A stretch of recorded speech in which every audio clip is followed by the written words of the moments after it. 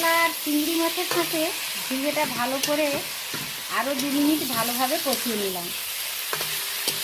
আমি নারকেলের দুধটা দিয়ে দিলাম। দুধ পুরোটাই নিয়েছি, মাঝারি নারকেল একটা। আপনারা আপনাদের পরিমাণ মতো নেবেন। যদি খুব বড় নারকেল হয় তাহলে হাফ নারকেলেও হয়ে যাবে।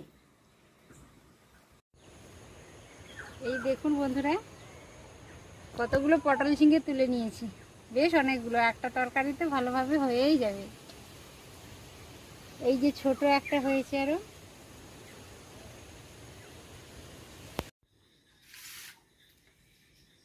দেখুন বন্ধুরা, বাগান থেকে ঝিঙে তুলে এনেছিলাম, দেখিয়েছিলাম পটল ঝিঙে। এগুলো খেতে বেশ অন্যরকম লাগে।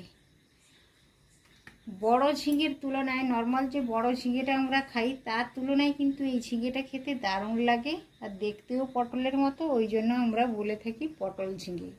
এই ঝিঙেটারই আজ রেসিপি করব। অল্প খোসা রেখে, এই দেখুন অল্প খোসা রেখে মাঝখানে রোগুলো তুলে নিয়েছি। প্রত্যেকটা ঝিঙে আমি এইভাবে কেটে নিয়েছি। ঝিঙেগুলো একেবারে নরম ঝিঙে। এই ঝিঙেটা রান্নার জন্য এই দেখুন কিছুটা পরিমাণ 200 গ্রাম মতো আমি কড়া চিংড়িগুলো খোসা ছাড়িয়ে নিয়েছি। এইভাবে খোসা ছাড়িয়ে পরিষ্কার করে রেখেছি। একটা শুকনো লঙ্কা, কয়েকটা কাঁচা লঙ্কা, একটা বড় সাইজের পেঁয়াজ আর আধা টমেটো ছোট ছোট করে কেটে রেখেছি। আর আদা বাটা আছে, প্রয়োজন মতো নিয়ে নেব এখান থেকে। আর এই পটল ঝিঙে তরকারিতে যে উপকরণটা যোগ করলে তরকারিটা খেতে ভীষণই ভালো লাগবে, সেটা হচ্ছে নারকেল। এই দেখুন ছোট সাইজের একটা নারকেল আমি গ্রেট করে নিয়েছি। এই নারকেলের দুধটা বের করে চিংড়ি আর ঝিঙে দিয়ে আমি রান্না করব। একটা সসপ্যানে কিছুটা পরিমাণ আমি অল্প, ঝিঙেতে তো বেশি জলের কোনো প্রয়োজন হয় না, তো অল্প জল আমি 1.5 বাটি মতো জল, বাটি হিসেবে বলতে গেলে 1.5 বাটি মতো জল, ছোট একটা বাটি 1.5 বাটি মতো জল আমি উষ্ণ গরম করে রেখেছি। গ্রেট করা নারকেলটা ওরই মধ্যে দিয়ে দেব। তারপরে একটা পরিষ্কার কাপড়ে এটা ভালো করে চটকে নেব। চটকে নেওয়ার পরে পরিষ্কার কাপড়ে এটা ঢেলে একটু হাত দিয়ে ভালো করে চিপে দিলে তাহলে দুধটা বেরিয়ে যাবে। এইভাবে যদি নারকেলের দুধটা বের করা যায় তাহলে অতি সহজে বেরিয়ে যায়, আর নারকেলের খোসাতে কোনো দুধ থাকে না, পুরো দুধটাই বেরিয়ে যায়। এই দেখুন একটা বাটি নিয়েছি, বাটিতে একটা পরিষ্কার কাপড় দিয়ে দিলাম। এবার এই নারকেলটাকে হাতের সাহায্যে ভালোভাবে গ্রেট করা নারকেলটাকে চটকে নিচ্ছি। দেখুন এইভাবে চটকে নিলে হালকা গরম জলে, তাহলে নারকেলের খোসাতে আর একেবারে দুধটা থাকে না, পুরোটা বেরিয়ে যায়। এইভাবে বন্ধুরা করে দেখবেন। চিংড়ি আর পটল ঝিঙে নারকেলের দুধ দিয়ে যদি অল্প রান্না করে নেওয়া যায়, খেতে যথেষ্ট ভালো লাগে। বন্ধুরা একবার হলেও ট্রাই করে দেখবেন। আর ছোট্ট ইউটিউবারের চ্যানেলটিকে অবশ্য সাবস্ক্রাইব করে রেখে দেবেন বরাবরের জন্য।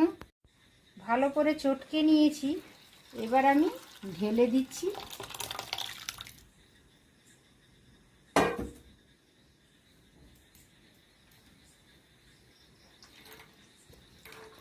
এইভাবে একটু হাত দিয়ে চিপে জলটা বের করে নেব, নারকেলের দুধটা।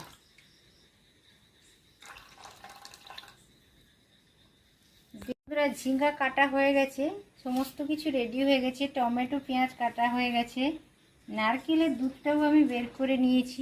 তো এখন একটা ঢাকনা চাপিয়ে দূরে সরিয়ে রাখলাম। এবার হচ্ছে চিংড়িটাতে লবণ হলুদ মাখিয়ে নেব। লবণটা দিয়ে দিলাম, হলুদ দিয়ে দিলাম। লবণ হলুদটা একটু মাখিয়ে নিচ্ছি।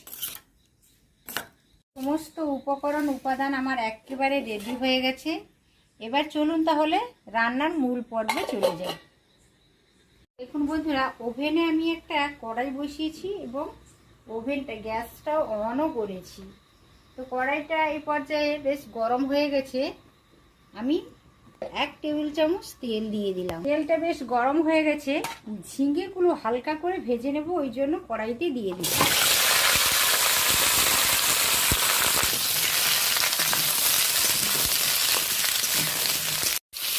এই দেখুন বন্ধুরা, ঝিঙেটা হালকা লালচে করে আমি ভেজে নিলাম। ঝিঙের একটা কাঁচা গন্ধ থাকে, সবুজ সবজি। তো সবুজ শাক সবজি তো শরীরের পক্ষে ভীষণই উপকার, কিন্তু এই ঝিঙের একটা কাঁচা ভাব থাকে, সবুজ গন্ধ থাকে। আমি লবণ হলুদ এখনও কিছু ব্যবহার করিনি, পরে ব্যবহার করব। এই মুহূর্তে যদি আমি লবণটা ব্যবহার করি তাহলে ঝিঙে থেকে জল ছেড়ে দেবে, ঝিঙেটা আর ভাজাই যাবে না। তো হালকা করে ভেজে নিলাম, বেশ 2-3 মিনিট ধরে ঝিঙেটা ভেজে নিলাম। কাঁচা গন্ধটা মোটামুটি চলে গেছে। এই পর্যায়ে আমি একটা প্লেটে ঝিঙেগুলো নামিয়ে নিচ্ছি। হালকা করে একটু ভেজে নিয়েছি কাঁচা গন্ধটা চলে যাওয়ার জন্য। ঝিঙে ধোয়ার আর কোনো প্রয়োজন নেই। এখন আমি তেলটা দিয়ে দিচ্ছি রান্না করার জন্য। আমি সরষের তেলটাই ব্যবহার করছি।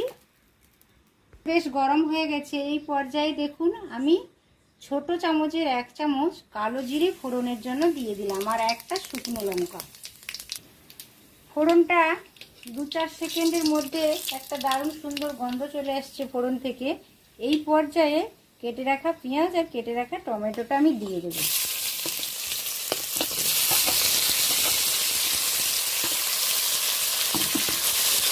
ফোড়নের সাথে পেঁয়াজ আর টমেটো বেশ 2-3 মিনিট ধরে নেড়ে চেড়ে নেব, নরম হওয়া পর্যন্ত অপেক্ষা করব। লবণটা দিয়ে দিলাম। এই সময় বন্ধুরা অবশ্য তরকারিতে লবণ ব্যবহার করবেন, তাতে টমেটো আর পেঁয়াজটা তাড়াতাড়ি গলে যাবে। ঢাকনাটা খুলে নিলাম। আমি একটা ঢাকনা চাপিয়ে দিয়েছিলাম পেঁয়াজ টমেটো যাতে তাড়াতাড়ি নরম হয়ে যায় বা গলে যায়। পেঁয়াজ টমেটোর কাঁচা গন্ধ চলে গেছে বেশ। দেখুন বেশ নরমও হয়ে গেছে। গ্যাসের আঁচটা এখন লো আছে, লোতে আছে। তো এই পর্যায়ে বন্ধুরা আমি চিংড়ি মাছটা অ্যাড করব। চিংড়ি মাছটাতে লবণ হলুদ মাখিয়ে রেখেছিলাম। তো এই পর্যায়ে চিংড়ি মাছটা আমি দিয়ে দেব। চিংড়ি মাছ আলাদা করে ভাজার কোনো প্রয়োজন নেই, একসাথে নেড়ে চেড়ে দেবো, তাতে চিংড়ি মাছটার টেস্টও ভালো আসবে আর একটু নরমও থাকবে। আলাদা করে চিংড়ি মাছ ভাজলে পরে কি হয়, একটু শক্ত হয়ে যায়, রাবারি হয়ে যায়, টেস্টও হালকা কমে যায়। চিংড়ি মাছটা দিয়ে দিয়েছি। এবার এই পেঁয়াজ টমেটোর সাথে ভালো করে চিংড়ি মাছটা নেড়ে নেব।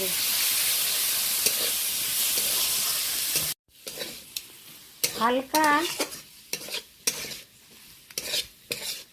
চিংড়িটা বেশ ভালো করে ভেজে নিলাম পেঁয়াজ টমেটোর সাথে। চিংড়িটা মোটামুটি পেঁয়াজ টমেটোর সাথে বেশ ভালোভাবে ভাজা হয়ে গেছে। এই পর্যায়ে আমি বাটিতে অল্প একটু জল নিয়েছি, জলটা দিয়ে দিলাম। গুঁড়ো মশলাগুলো অ্যাড করব যাতে তলাতে না ধরে যায়, ওই জন্য আমি জলটা ব্যবহার করলাম। প্রয়োজন মতো আদা বাটা দিয়ে দিলাম, আধা চামচ মতো। আধা চামচের কম আমি দিলাম হলুদ গুঁড়ো, আধা চামচের একটু কম দিলাম লঙ্কা গুঁড়ো ঝালের জন্য, আধা চামচ জিরে গুঁড়ো দিলাম, আধা চামচ ধনে গুঁড়ো দিলাম। সব মশলাগুলো ভালোভাবে কষিয়ে নিচ্ছি চিংড়ি মাছের সাথে। চিংড়ি মাছের সাথে গুঁড়ো মশলাগুলো ভালো করে কষিয়ে নিলাম। তো এই পর্যায়ে আর বেশি কষানোর প্রয়োজন নেই, ভালোভাবে কষানো হয়ে গেছে, আপনারা দেখেই নিশ্চয়ই বুঝতে পারছেন। হালকা ভেজে রাখা ঝিঙেগুলো অ্যাড করলাম। এবার কষানো চিংড়ি মাছ আর মশলার সাথে ঝিঙেটা ভালো করে মিশিয়ে নিচ্ছি। এইভাবে একবার আপনারা পটল ঝিঙে চিংড়ি আর নারকেলের দুধ দিয়ে রান্না করে খাবেন আর আমাকে কমেন্ট করে জানাবেন কেমন হয়েছে রেসিপিটা। মশলা আর চিংড়ি মাছের সাথে ঝিঙেটা ভালো করে আরও 2 মিনিট ভালোভাবে কষিয়ে নিলাম। আমি নারকেলের দুধটা দিয়ে দিলাম। দুধ পুরোটাই নিয়েছি, মাঝারি নারকেল একটা। আপনারা আপনাদের পরিমাণ মতো নেবেন। যদি খুব বড় নারকেল হয় তাহলে হাফ নারকেলেও হয়ে যাবে। লবণটা টেস্ট করে দেখে নিলাম, অল্প অভাব পড়েছিল, লবণটাও অ্যাড করলাম। আমরা তো নর্মালি চিংড়ি মাছকে নারকেলের দুধ বের করে দুধ দিয়ে খেয়ে থাকি, সেটা খেতে তো যথেষ্ট ভালো লাগে বন্ধুরা। সকলেই রান্না করে খান, জানেন আপনারা সকলে। কিন্তু এইভাবে পটল ঝিঙে দিয়ে যদি চিংড়ি আর নারকেল রান্না করা যায়, বেশ অন্যরকম লাগে খেতে। আপনারা একবার ট্রাই করে দেখবেন। ঝিঙের এই রেসিপিতে আপনারা আপনাদের কাছে চিংড়ি না থাকলে, বাগদা চিংড়ি থাকলে ওটাও ব্যবহার করতে পারেন, কোনো অসুবিধে নেই, ভালো লাগবে। ঝিঙের এই রেসিপিটা এইভাবে যদি বানিয়ে ভাত, রুটি, লাঞ্চে বা ডিনারে খাওয়া যায়, যথেষ্ট ভালো লাগে। তরকারিটা একেবারে রেডি হয়ে গেছে সার্ভ করার জন্য। এই পর্যায়ে 4টা কাঁচা লঙ্কা যোগ করে দিলাম। এটা অপশনাল, আপনারা দিতে পারেন নাও পারেন, কোনো অসুবিধে নেই। এই দেখুন বন্ধুরা, ঝিঙে, পটল ঝিঙে, চিংড়ি আর নারকেলের দুধ দিয়ে তরকারিটা আমার একেবারে রেডি হয়ে গেছে সার্ভ করার জন্য। কতটা লোভনীয় দেখাচ্ছে দেখুন। আমি 2-3 মিনিটের জন্য স্ট্যান্ডিং টাইমেও রেখেছিলাম। দারুণ একটা সুন্দর কালারও চলে এসছে। তো বন্ধুরা, এইভাবে আপনারা ট্রাই করে দেখবেন আর আমাকে কমেন্টের মাধ্যমে রিপ্লাই করবেন কেমন হয়েছে রেসিপিটা। আজ তাহলে এখানেই আমি শেষ করছি, বিদায় নেবার পালা। আপনারা সকলে ভালো থাকুন, সুস্থ থাকুন। আর ছোট্ট ইউটিউবারের চ্যানেলটিকে অবশ্য সাবস্ক্রাইব করে রেখে দেবেন ভিডিওর আপডেট পাওয়ার জন্য। পাশে থাকা বেল আইকনটি প্রেস করে দেবেন। আমার নতুন ভিডিও আপলোডের সাথে সাথে নোটিফিকেশান পেয়ে যাবেন সবার আগে। সবাই সুস্থ থাকুন, ভালো থাকুন, নমস্কার।